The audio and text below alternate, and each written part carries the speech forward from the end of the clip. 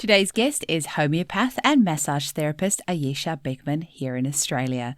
Ayesha was born in Sydney to German parents, and then she lived in Germany from ages 10 till 28 and then moved back to Australia in 2001, which is where she still resides today. Ayesha uses many different prescribing techniques in her clinic, including Rajan Sankaran sensation method, body chemistry rebalancing, and so much more. Ayesha also recently reached out to me to be a reseller of our unique homeopathy kits, which we produce in my clinic. So if you're in Grafton, New South Wales, get in touch with Ayesha to purchase one of our kits.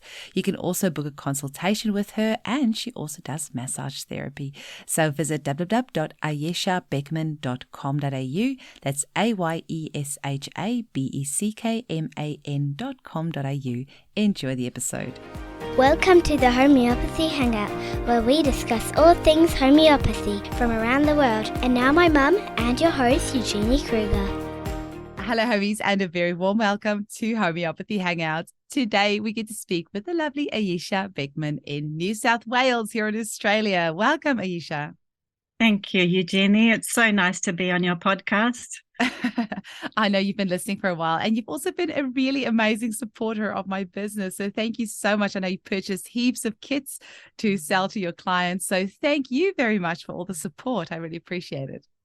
Oh, thank you. Yes, they sell like, what do you call it? Hotcakes. Hotcakes, exactly. Oh, thank you. Yeah. Now, tell us a little bit about how you first discovered homeopathy. Well, I grew up in Germany, and it was interesting because it was sort of part of my outer kind of experience to have like a homeopathic pharmacy on the corner of my street, and my GP would have little bottles lined up, and he'd say, put out your hand, and he'd put some little pilules in my hand. But I didn't really know what the word homeopathy meant or what these little pilules were about. Mm. And then when I was sort of in my 20s, I was interested in aromatherapy, and I found a book about homeopathy and used it sort of just for colds and coughs and little things like that. So that was sort of the start. And then in 2000, when my first daughter was born, that's when I decided to see a pediatrician who was anti-vax. And she used homeopathy as pharmaceuticals. So this was in Germany, in Berlin. I would travel an hour to see her from the suburb I was living in because I really felt drawn to the way she worked. And then when my daughter was a year old, we moved back to Australia where I was born.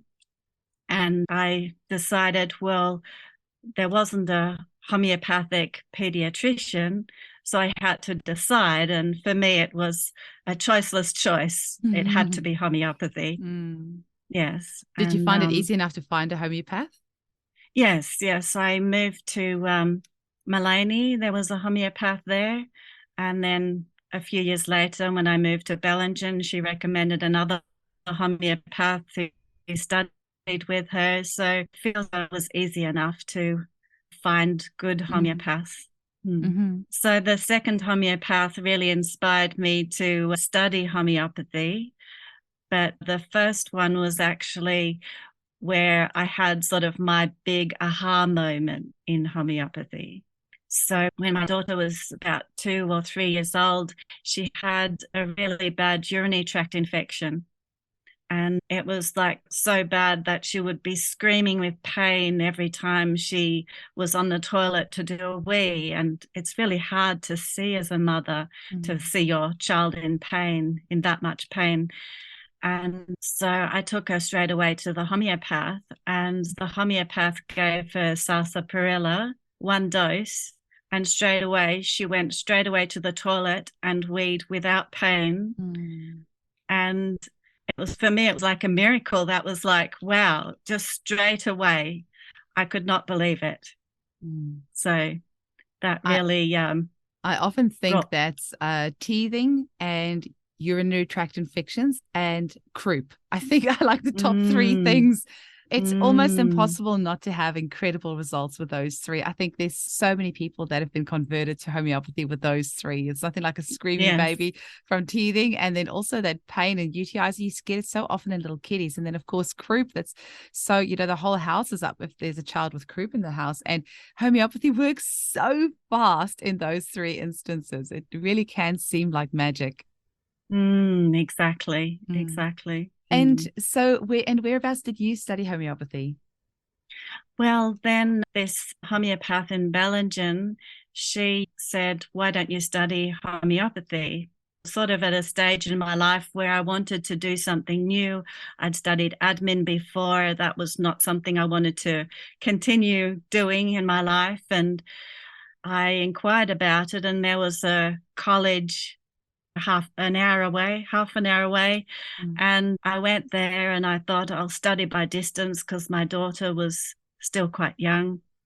And fortunately, there was a homeopath student at the reception, and she said, please, anything else, study by distance, but please come and study homeopathy here, because we have a teacher that teaches the sensation method and you will not regret it.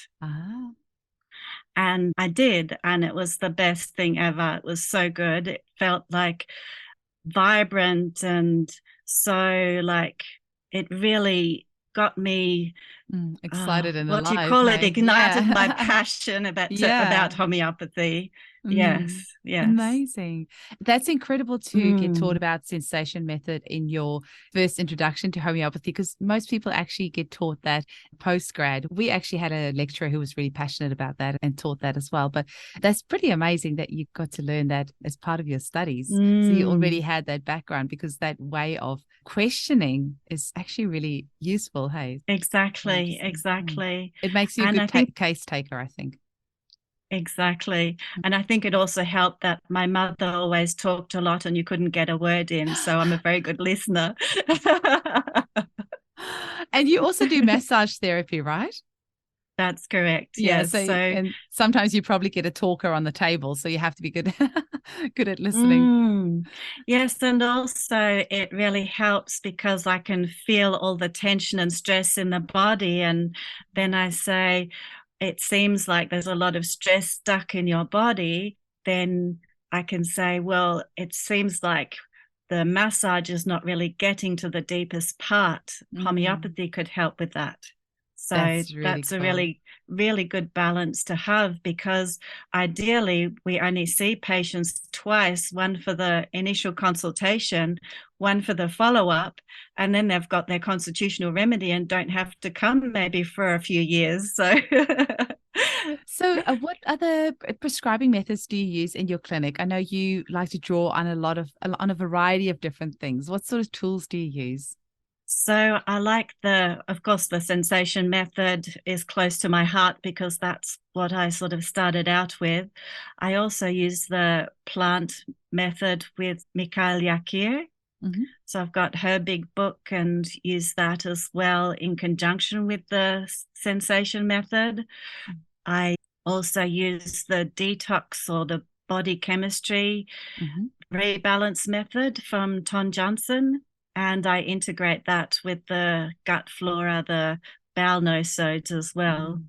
So especially over Christmas, New Year, with a lot of people like start the year fresh and use sort of something to detox themselves. So it's been a big seller in my clinic. Yeah, definitely. That's beautiful. And you are in quite a small country town, from what I understand. Is it hard to find clients over there, or how do you keep your practice going?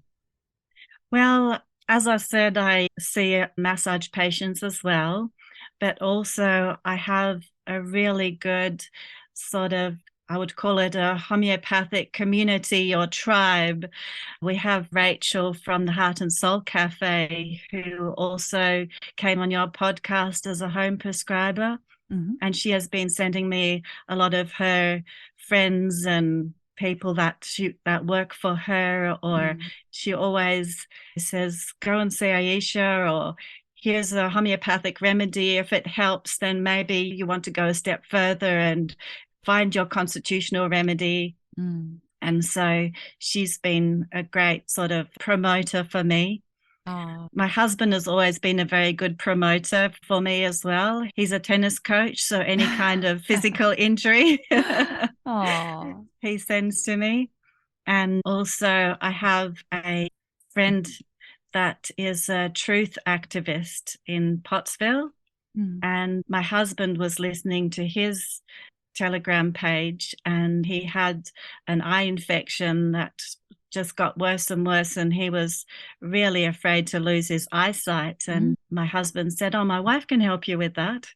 And he did. He contacted me, and we did a consultation over Zoom, and I sent him the remedy, and he got better. And so then he recommended me to his 100,000 followers, and now I have a lot of Zoom consultations from all over Australia. That's incredible. Yes. Far out. And yeah, you guys really do have a very good tribe there. I really hope I can make it over there sometime and go visit Rachel's Cafe and one of your study groups. Tell us a little bit about that, because I'm so jealous that you get to, I mean, not actually jealous. I'm actually really incredibly happy for you. But we really need to get that going here in Perth, where we get together in person a bit more. And I love that you ladies are doing that. Can you tell us a little bit about that, how it got started, and what do you do in your study groups? Yes, so first of all, Rachel was wanting to promote homeopathy in our community. And so she has invited people into the cafe, friends and people she knows that might be interested, and invited me to talk about myself. And then we talked about homeopathy, and then she invited people into her home, and we watched your video about first aid homeopathy. And then from there, she is now studying homeopathy, and other clients that are really inspired by having a homeopathic consultation also said, we want to study homeopathy. And so we all get together and talk about acute prescribing and constitutional prescribing and homeopathy for fertility, homeopathy for dementia or Alzheimer's, all these things. And successes and failures, anything can be brought up, and it's really vibrant and really good to get together with others that are as passionate about homeopathy as I am.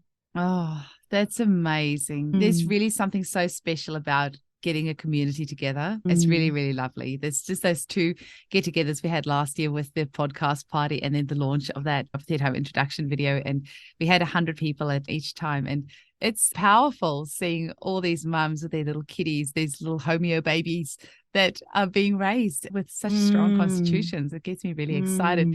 And seeing people having their way, their choice, their life choices validated by others who are similar. It's really nice, because I have a lot of clients who get a hard time from their husband, their parents-in-law, even their own family, their mum, their sisters, their friends, for using homeopathy. And it can feel extremely isolating, and you can really start doubting yourself. Is what I'm doing the right thing? It's really hard when you get put down the whole time and your choices, your private health choices, get questioned on a constant basis by the people that are closest to you, that should be supporting you. And so getting together in a group of like-minded people is really important for our own mental health and to learn from each other, and to actually have your choices validated and go, hey, it's actually fine. My kids are 11 and 8 and they're still alive, and they've only ever had homeopathy. So just seeing that there are other people out there making the same choices as you, I think can be very validating and empowering.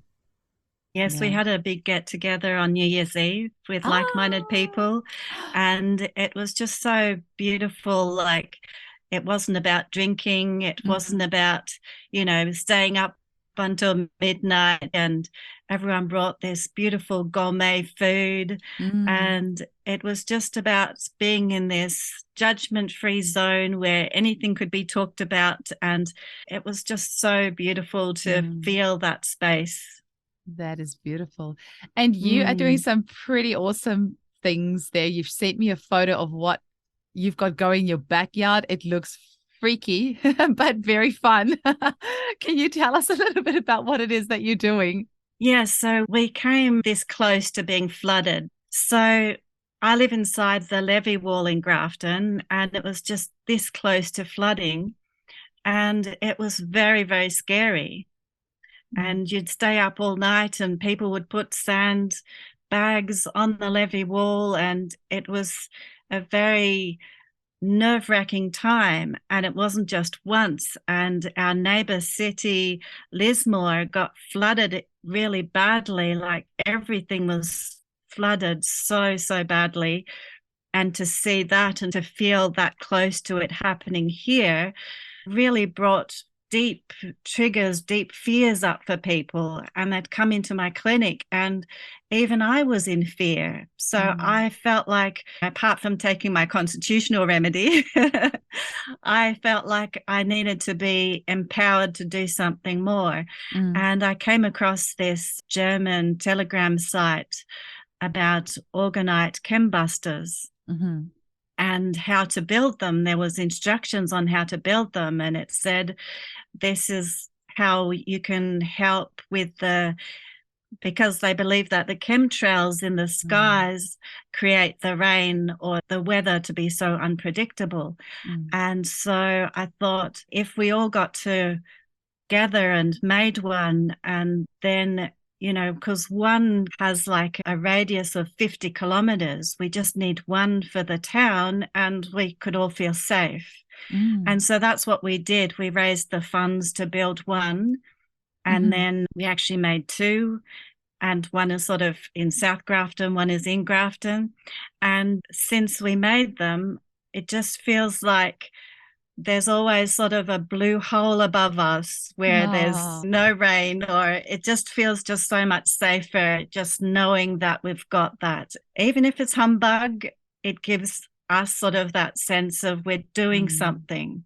And so, yeah, that's sort of how it came about. That's really cool. When you sent me that photo, I'm like, wow, this thing looks really cool. Very intriguing for sure. And like you say, at the end of the day, as long as it makes you feel better, and I'm sure it does work. I've heard a lot about organites. I'm certainly not a professional in the field. A client of mine is always bringing me organites whenever he comes for his consult. But at the end of the day, if that's one thing that you can put to the side that you're not worried about, then that energy, your energy is going to change because you're not stressing about that. So exactly, I think it's, exactly. At least you're feeling like you're doing something. I think that's what it all comes down to every single time. Feeling empowered, feeling that you have done what you can to make a difference. That's a very empowering feeling. And so we've had the chembuster in our garden now for nearly a year. And so now I want to take one of the quartz crystals as like the chemtrail remedy or the chembuster remedy. So are you going to do an immersion of that? Yes. So, yes. Beautiful. Yes. That's very exciting. You should get hold of Peter Tamanello and have a chat with him about that. Yes. Yes.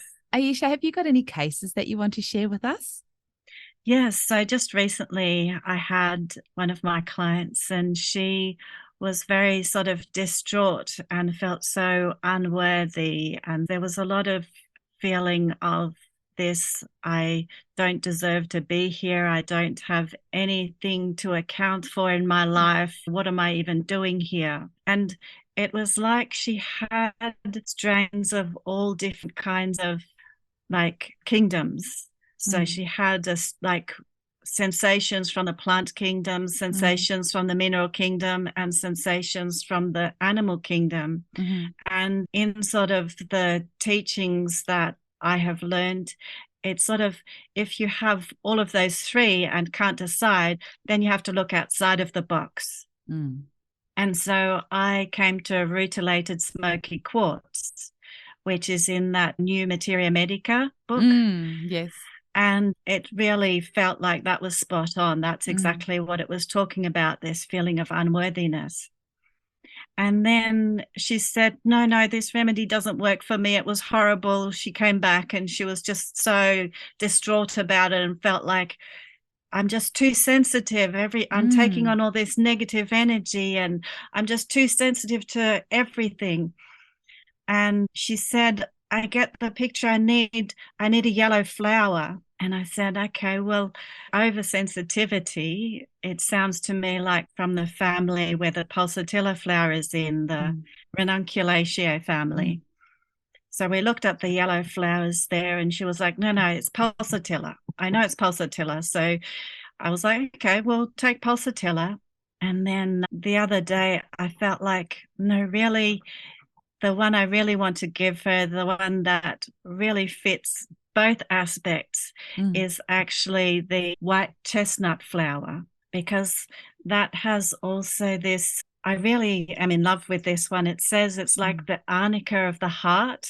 And it has that oversensitivity in it and that feeling overly anxious. And it also is about the loss of innocence and being affected by any sort of surgery or anything to do with the womb. And she had a really horrible experience in that area. And it's like anything to do in that area, it's like, yes, this is the remedy for her, this white chestnut flower. So I'm 100% sure that this is the right one for her. Oh, that's also in the new Materia Medica book from Colin Griffiths. Hey? Yeah, I have seen it there. Yes, that's Beautiful. right. Oh, yes, that's exciting. Well, you have to keep us updated on that and let us know how that goes. Yes, I will. Yeah. So, Aisha, is there any final message that you want to leave our listeners with, and how can they get hold of you? Okay, so my final message is that we need more homeopaths.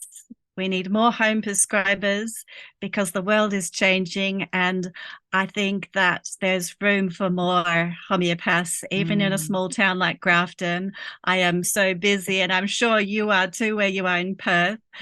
I think, yes, we should really encourage people to study homeopathy or be home prescribers. Every little bit helps. It feels so exciting to live in these times of change where we can see that homeopathy is just becoming so much bigger and so much out there in the world. And you are part of this. You are bringing this to the world. I'm so inspired by you.